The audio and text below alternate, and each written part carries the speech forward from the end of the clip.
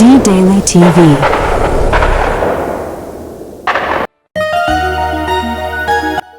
আসসালামু আলাইকুম। এই মুহূর্তে যারা অনুষ্ঠানটি দেখছেন সবাইকে জানাই সাদর আমন্ত্রণ।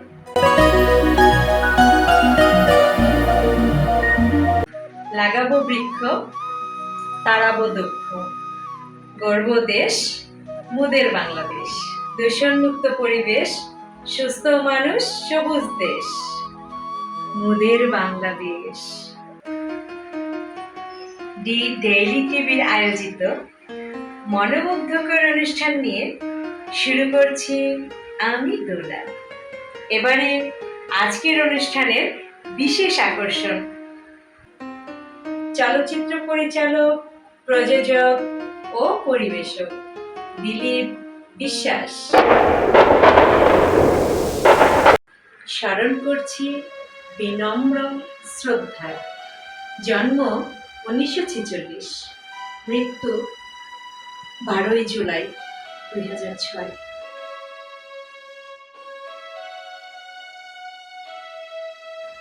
একজন খ্যাতিমান চলচ্চিত্র পরিচালক দিলীপ বিশ্বাস, পাশাপাশি চলচ্চিত্র প্রযোজনা, অভিনয় ও সঙ্গীত শিল্পী হিসেবে পরিচিতি হয়েছে তার। তিনি চলচ্চিত্রে প্রবেশ করেন একজন গায়ক হিসেবে জহির রায়হানের বেহুলা ছবির মাধ্যমে। পরিচালক হিসেবে আত্মপ্রকাশ করেছিলেন সমাধি চলচ্চিত্রের মতো একটি সফল চলচ্চিত্রে। জাতীয় চলচ্চিত্র পুরস্কার লাভ করেছিলেন তিনি। ছিলেন ঢাকা বিশ্ববিদ্যালয়ের তুখোড় ছাত্র, কিন্তু ছোটবেলা থেকেই সঙ্গীতে পারদর্শী ছিলেন দিলীপ বিশ্বাস। পাশাপাশি বিভিন্ন সিনেমাতে পার্শ্ব চরিত্রে অভিনয় করেও প্রশংসিত হন তিনি। প্রধান সহকারী পরিচালক হিসেবে কাজ করেছেন জহির রায়হান ও বাবুল চৌধুরীর সাথে। 1976 সালে মুক্তি পায় দিলীপ বিশ্বাসের প্রথম চলচ্চিত্র সমাধি। এই সিনেমাটির আকাশ ছোঁয়া সাফল্যে তাকে আর পিছনে ফিরে তাকাতে হয়নি। পরিচালক, প্রযোজক, পরিবেশক হিসেবে হয়ে ওঠেন তিনি সাফল্যের প্রতীক, চলচ্চিত্রের এক উজ্জ্বল ব্যক্তিত্ব। পেয়েছেন একাধিক জাতীয় চলচ্চিত্র পুরস্কার। 1973 সালে তিনি বাংলাদেশ চলচ্চিত্রে রাজ্জাক, আলমগীর, সোহেল রানাকে নিয়ে তৈরি করেন জিঞ্জির।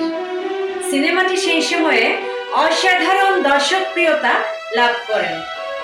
দাবি, বন্ধু, আসামি, অনুরোধ, জিঞ্জির, আনারকলি, অপমান, অস্বীকার, অজান্তে, অকৃতজ্ঞ, অপেক্ষা, মায়ের মর্যাদা ও শ্বশুরবাড়ি জিন্দাবাদ, এইরকম আরো অনেক সিনেমা তৈরি করেছিলেন দিলীপ বিশ্বাস।